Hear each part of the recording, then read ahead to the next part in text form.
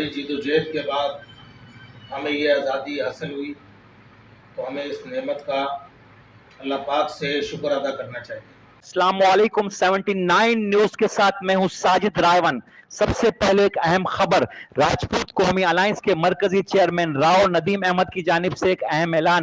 راجپوت برادری ہر سال کی طرح اس سال بھی پورے ملک میں جشن آزادی بھرپور جوش و جذبے سے منائے گی اور راجپوت قومی الائنس کی جانب سے پورے ملک میں خصوصی تقریبات کا انعقاد کیا جائے گا۔ انہوں نے گفتگو کرتے ہوئے مزید کہا کہ امن، محبت، بھائی چارہ، یہی ہے پیغام ہمارا۔ رپورٹ کر رہے ہیں ساجد رائیون، 79 نیوز کراچی۔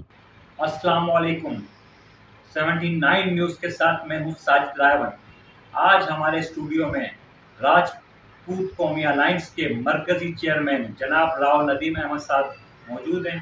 آج ہم ان سے خصوصی گفتگو کریں گے۔ السلام علیکم راؤ صاحب۔ وعلیکم السلام۔ کیسی ہے طبیعت آپ کی؟ الحمدللہ۔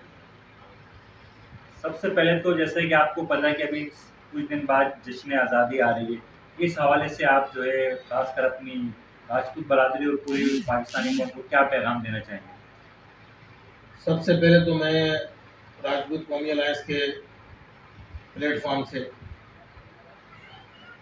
یہ پیغام دینا چاہوں گا کہ ہر سال کی طرح حسب روایت راجپوت قومی الائنس پاکستان اور راجپوت برادری 14 اگست بھرپور جوش و جذبے کے ساتھ منائے گی۔ جیسا کہ آپ لوگوں کو پتہ ہے، بڑی قربانیوں کے بعد، بڑی جید و جہد کے بعد ہمیں یہ آزادی حاصل ہوئی تو ہمیں اس نعمت کا اللہ پاک سے شکر ادا کرنا چاہیے۔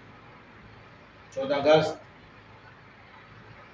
کے حوالے سے جگہ جگہ چھوٹی تقریب بھی رکھے گی راجپوت قومی الائنس اور پرچم کشائی کے پروگرام بھی کریں گے۔